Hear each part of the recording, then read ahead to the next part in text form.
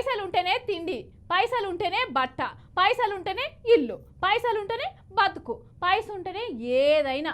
గా పైసలు చేయబట్టి అన్నదమ్ములు, దోస్తులు, బంధువులు ఇడిపోతూనే ఉన్నారు. అంతెందుకు పైసలతోటి పానాలు కూడా కాపాడుతుండ్రు. గవే పైసలతోటి పానాలు సుతది ఇస్తారు. అగో గట్నే గీడ కూడా ఏదో పైసల పంచాదే అయిందట. మరి ఏమైందో కథ తెలుసుకుందాం పాండ్రి. రైలు బండిని నడిపేది పచ్చ జెండాలే, బతుకు బండిని నడిపేది పచ్చ నోటేలే. ఈ పాట గుర్తున్నది కదా అవులా. ఇక భూమి మీద మనిషి అయి పుచ్చినాక సచ్చినా బతికినా పండుగ అయినా పబ్బాలైనా దేనికైనా పైసలేనాయే. ఈ రూపాలు చేయవచ్చి ఎన్నెన్ని చిత్రాలు జరుగుతాయో అందరికి ఎరుకున్నా ముచ్చటే కదా.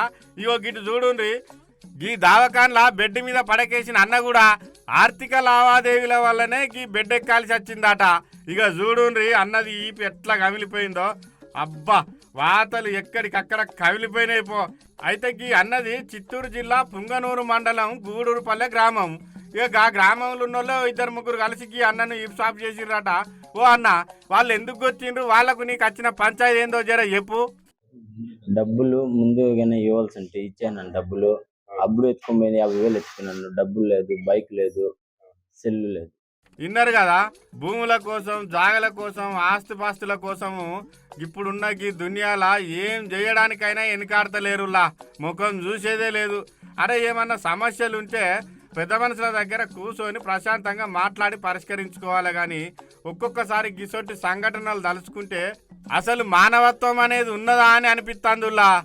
ఈ ప్రపంచంలో అసలు పరిష్కరించలేని సమస్యలు అంటూ ఏమన్నా ఉంటాయా ఉల్లా చెప్పుండ్రి. ఎంత పెద్ద సమస్య అయినా కూర్చొని చర్చించి పరిష్కరించుకోవాలి. కానీ గీ తీర్ల కొట్టుడు అయితే పద్ధతి కాదని అంటారు ఈ వీడియో చూసిన వాళ్ళు.